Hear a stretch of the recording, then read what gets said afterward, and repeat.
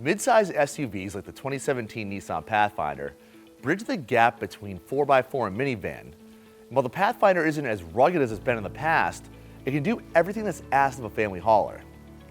I'm George Kennedy for CarGurus, and I can remember when SUVs like the Nissan Pathfinder and Ford Explorer were truck-based machines.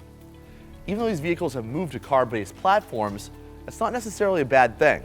In 2013, the Pathfinder got completely redesigned, using a platform shared with the Altima, Quest, Maxima, and others.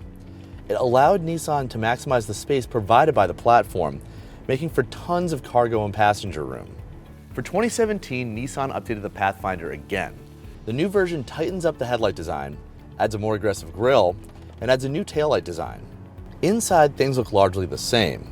One of the few changes here is the added space between the cup holders, and it's fine that little has changed in here because the Pathfinder has a great interior layout.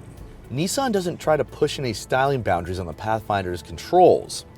It's got a traditional layout with dials for climate and audio controls. Above that, you have an 8-inch touchscreen that's standard across all trims. In its base form, it operates the radio and other basic functions, but it can be outfitted with navigation on more expensive versions.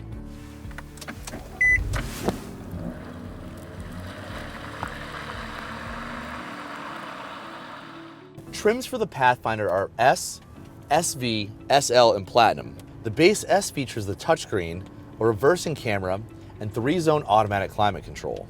Move up to the SV and you get fog lights, remote start, and backup sensors. The SL adds a 360-degree camera system, leather seats and door trim, and a blind spot warning system.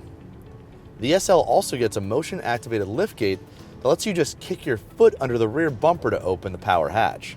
We're driving the range-topping Platinum trim. It adds 20-inch aluminum alloy wheels, upgraded LED headlights, a forward collision avoidance system, and adaptive cruise control.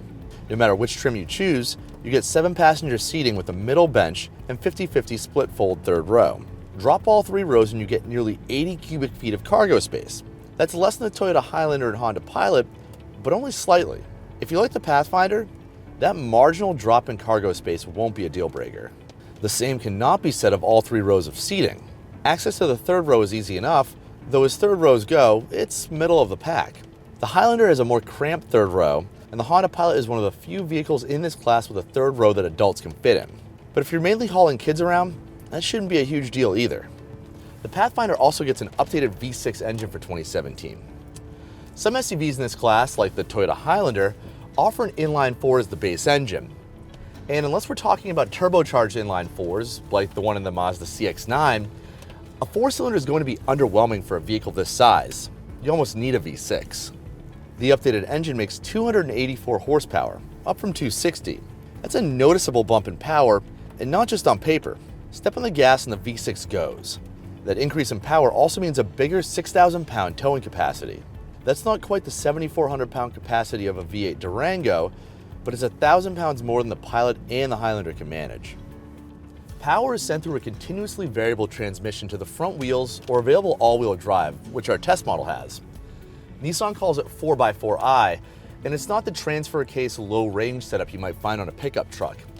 It's a full-time 4-wheel drive setup that operates more like all-wheel drive. Now, despite this, you still have a dial down here that lets you select a drive mode. You can switch the Pathfinder into 2-wheel drive for better fuel economy, leave it in auto, or lock it into 4-wheel drive for getting off the beaten path. There's also hill start assist and this hill descent control button, which will maintain the Pathfinder's speed using the brakes and throttle with your feet completely off the pedals, allowing you to focus on the trail. How much use this system will receive is entirely up to you. Maybe the head of the bike trailer or where you launch your kayaks from is down the end of a remote road. Still, leave it in auto and you'll get good traction no matter what the weather is. As for driving the rest of the time, the Pathfinder isn't anything special. It's not bad per se, it's just that handling and cornering are vague. Still, it's not a lot of body roll through turns, and most customers are gonna find it pretty comfortable through most driving experiences.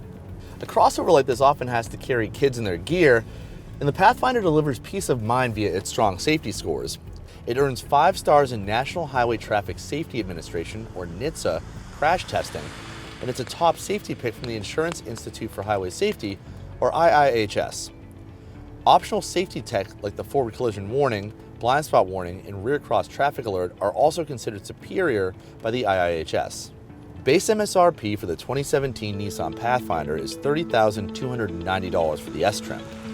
The SV starts at $32,980, and the SL starts at $36,100. A Platinum trim starts at $42,070, and our Platinum 4x4 test model clocks in at $44,685. The Pathfinder breaks with the Pilot and Highlander and offers a compelling third option in this group of family hauler SUVs.